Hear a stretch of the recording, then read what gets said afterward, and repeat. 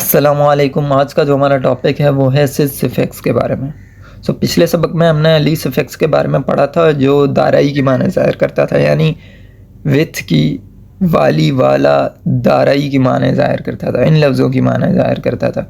अब ये वाला जो सिफिक्स है ये उसका बिल्कुल ही अपोज़िट है, उसका बिल्कुल ऑपोज़िट है, यानी ये किसी चीज़ की गैर मौजूदगी को ज़ाहिर करेगा।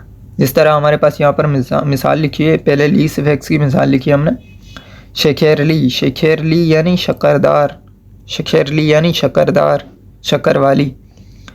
अब ली की जगह सिज हमने ऐड कर दिया तो क्या बन गया? शेखेर सिज, शेखेर सिज, शेखेर सिज यानी बेशक्कर, यानी ऐसी ऐसी ऐसी चीज़, ऐसी मशरूब या ऐसी चीज़ जिसमें शक्कर ना हो।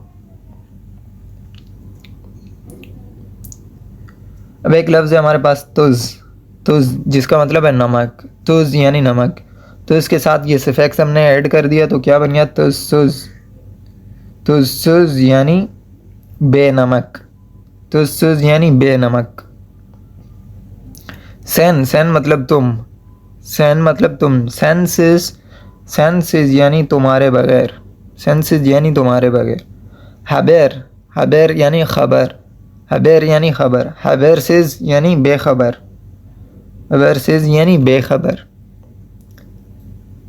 अक्ल, अक्ल यानी अकल, तो अकल सिज यानी बेअकल, अकल सिज यानी बेअकल, मतलब किसी चीज़ की गैर मौजूदगी को ज़ाहिर करता है। मतलब अकल नहीं है तो उसकी जगह हमने ये लफ्ज़ बना लिया अकल सिज।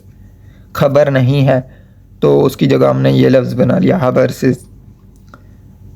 सू, सू का मतलब पानी, सूसुज यानी बेआब, सूसुज यानी बेआब।